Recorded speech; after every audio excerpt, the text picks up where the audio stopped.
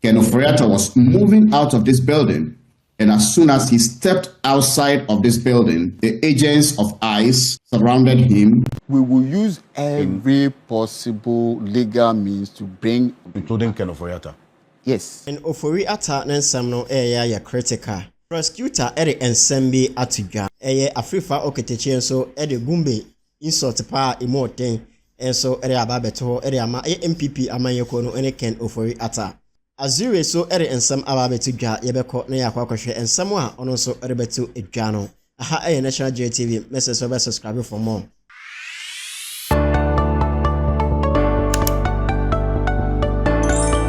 Ninyina ne se Ken Ofori-Atta ne nsensam na na yeguso a yegina so yi na minumienu be kai se America kremu encheye na prosecutor Eri Ensembi ebeto dwa se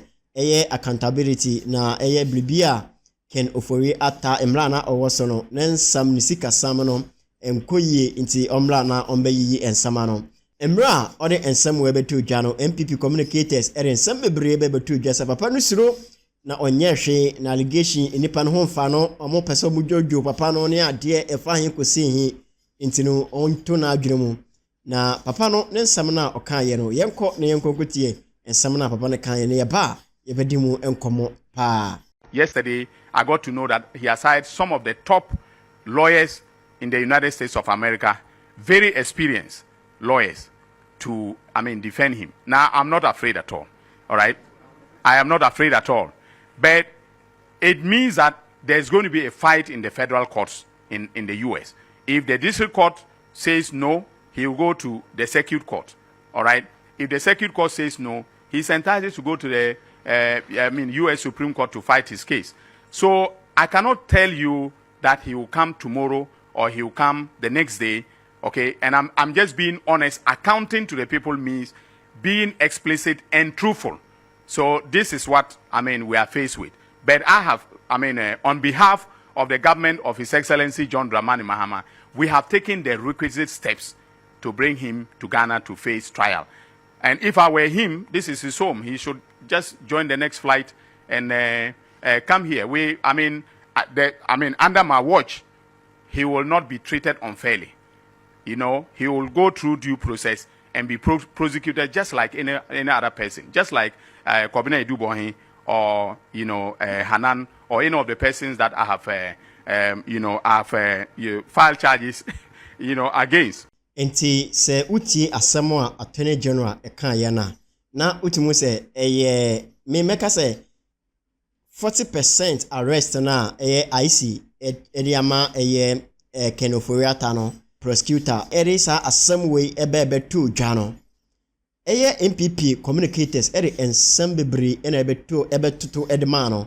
even political mavis ebe kan ensemble efa ho Afrifa Okatakyia almighty ono so ebe kan ensemble edifa ho MPP communicators no ebe kan sem even krampo no mpanyifo na nka se soro ho enso be kan sam se o onya na asem na papa no on diska bia sanka we diska aden na nka wonko fa no emfa na magana na papa no mayete ase se enokremu no mayete ase se enye easy sa na oronso ebe fine no way strategy a odi ye adwuma no mo ebe kire se ampa oye prosecutor no or adwuma no enye easy because we need strategy a wuntumi emfa enkrofo bi se no entumi emgina embra no enti no kwan bi obefa so bia no the last word na some kind no say obefa yenti the last word no bi. We have taken the requisite steps to bring him to Ghana to face trial. Enti no ekwan bi obefa so bia na Ken Ofori-Atta ebeba Ghana no obefa so na ode no aba na quick na say game no aye very tricky pa yenhwe Ken Ofori-Atta ne lawyers no ensamo a omotwere edekokoma IC fo no say letter mu release ye say ya fancy yen kan paragraph 2 no yen kan 2 no na yenhwe mu ansam. Mr. Ofori-Atta has pending petition to subject of status which authorize a person to stay in US legally. Enti we any ensamo a ewo ho monom se okan ekomu a obehu ensamo a ekoso ewo ho. Enti no we kire se ne lawyers no petition omonso omode akwakoma IC fo no se na omonka so mu process mu a omugusua na omone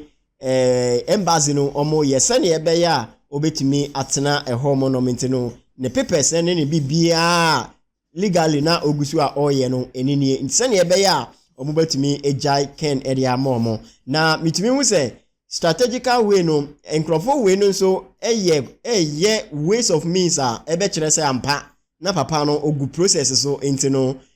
chi o ma chene ne de amba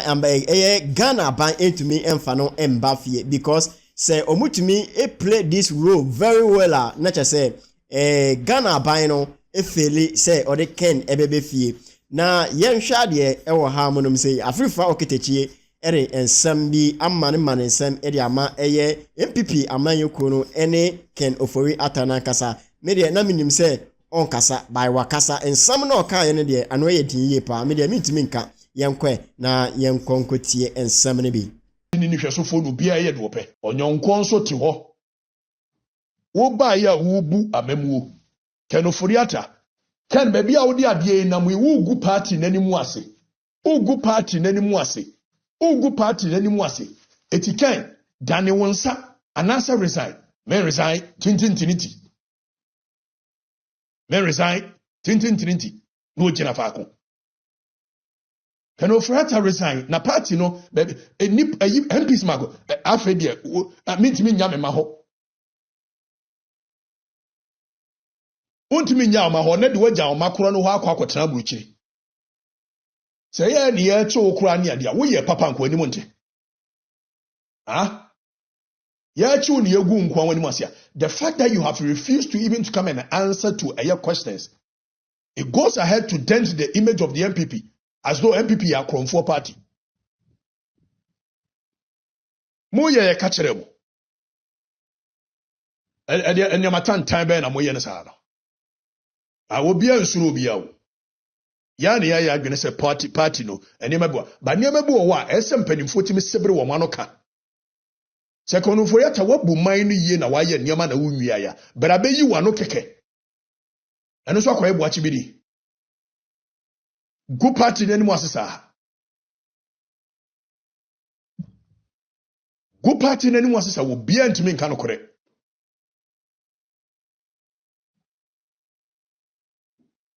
ama MPP party ne nya kono biu adai ade ne ma na moye ne sa no adai wabu amamuo papa bra ne beyi wano ne ntimi build confidence in the party against ye buy ne ya mewia obia afena ntete na memma na me yare now wo yare a wani masuaso akora kufu e ka say resign wani masuaso when it was so visible so wo yare ya ka say resign na mo man nipa ho tete no because party no mon care about dem benya from nyina manya wi ana nchirima na mom yebre ese MPP party ne nya akono middle class of the country ne person be join MPP also say bi nioma hunu tantan a poyando ene ne nkrofo say wuntumi ye the whole region asawonsa wo be a symbol of comedy minyi go nchero no you go that table so and nobody could tell him say hey my friend we don't do that in this party. As someone Afrifa Okatakyia kanono or say MPP amanyoko no Akroma party. We enyame na meka Afrifa Okatakyia na oka or say Akroma party. Entino Afrifa no so ne dia ode amane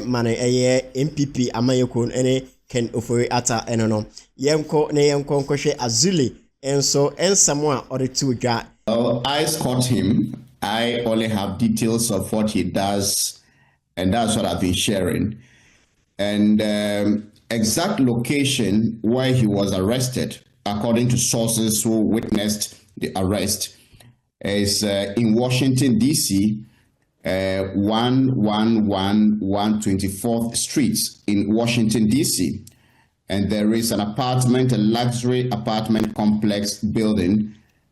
called the West Light Building. This building is in a very expensive neighborhood of Washington, D.C.,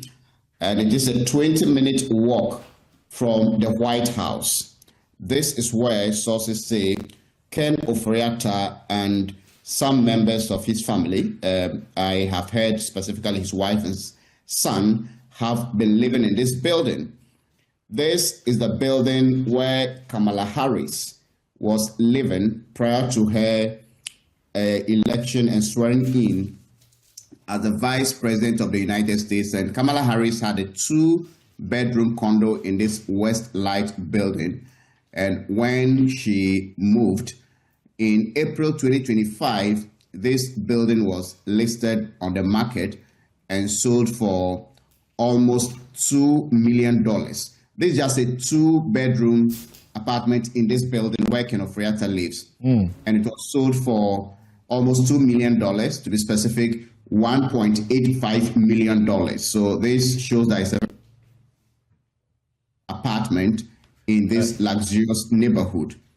And the information is that on Tuesday morning at about 11 a.m., Ken Ofori-Atta was moving out of this building. And as soon as he stepped outside of this building, the agents of ICE surrounded him, got him into a car, and drove him away to this detention center, the Caroline Detention Center in Virginia, which is about 89 miles from the exact location where he was arrested. And they say that this was like a targeted operation. Sometimes ICE officials or agents raid places and arrest or conduct mass arrest. But everything I'm hearing from sources that were present when Ken was picked up shows that it was a targeted operation. They appear to have come to lay ambush, and as soon as he emerged, they surrounded him, got him into the vehicle, and then drove him away about an hour and a half drive to where he's currently being detained. Enti ekwan a omofa so a omoche Ken Ofori-Atta ena Azule ere atudwa no ono de ho ena obo ne sesen America ho a ena odi ne dwuma. Enti ensamo a ono so ere aba betudwa no. Na question ne say denti ena Ken Ofori-Atta otumi ekoto bia etese anaso kokotena bia etese na ekire say Ken Ofori-Atta aye na adwen say opese odwane kra na denti no bi baka say eho de Ken Ofori-Atta betumi edwane because eho no enye bia obetumi anante ho mo no kra keke sa bebia Ken Ofori-Atta oteno sa edan we eho ena Ken Ofori-Atta ete na sam bria no enya bia obetumi anante ho obia keke betumi anante ho ote ben White House inti sa White House no eho eye security zone inti sa security zone baby ote sisi anokra mpo no eye vice president current vice president edeba America eho monom ena ote ena edan no omoton eye apartment inti eye 2-bedroom apartment na sika Ken Ofori-Atta auditor eye sa edan no eye $2 million. $2 million ena Ken Ofori-Atta editor eye sa efie no na enye fie no mu nyina ena wato eye apartment ena ewom intino sei ena price a auditor eye edan no enonom na denti a Ken otumo ko share sa bia no eye ekwan ya yentumi enchi no ntinu ena ko share sa bia no na utumu se ne lawyer na owo America ho no oni omo edi nkomo onimo mo tactics no movement ne ade nyina intine ba ne sa no na wa ma Ken say Ken sisi ade bebia wo hya ne de ewiye ne yaba intinu se ne ebe ye ne se wo ye de move free ho na wo ko bebi fufuro intinu all ba be kono anadwo 1 o'clock na ehemfa ena Ken oko that time no inti opie ye efie nanim ho omo no mo a na omo enim ne IC operation no omo enim ne omo ba be fa no edene tena e kemu edene koye na baby a omo de no koye no oye 88 miles away from baby a oteno 88 miles away inti no means susu nka be almost 1 hour 30 minutes or 1 hour 20 minutes Jenny ena omo de no ekoko share inti utumu se sisi ano Ken no nsam no ya very very very very critical into way emamete ase say strategical way na prosecutor the two home no say sene etie bia no or they can ofori ata ebeba Ghana na wa obebi face law no the dwumadie no na owiso a odi no na no lawyer no so ebo mo homodin ye pa sene ebe ya Ken emba Ghana na sisi ane de aba ajinsemu sisi ade ajinsemu intino Ghana for update efi Ken akache ene prosecutor akache so no na sisi ano prosecutor release letter bi ensembi aba na diensam na aba Ken yede ne ba anase yemfa no empa Ken ebedru anase o memedru mesre say ube subscribe area man National GA TV aha ena umenya ensam ne bi ahwe mesre say ube subscribe area man National GA TV ye Facebook no National GA TV o pe bi akenkan ne a ekoso ne bi akenkan a eho nso ubenya bi akenkan ewo ho monom YouTube nso ewo ho National GA TV Facebook ene TikTok ni nyina no National GA TV okoho monoma onsa ebetumi akanye we enunti ene ho behia se wo subscribe sane ebe ya ebi ba na yede ba onsa etumi akabi ye bedi akire sane ete bia no yede bebrel na onso wenya bi wahwe anase wakenkan mediane ebike uframi amagiso na mediama message se comment sane ebe ya ye betumi ehu dwumedie na ye edu se so wani anase enso wani makramo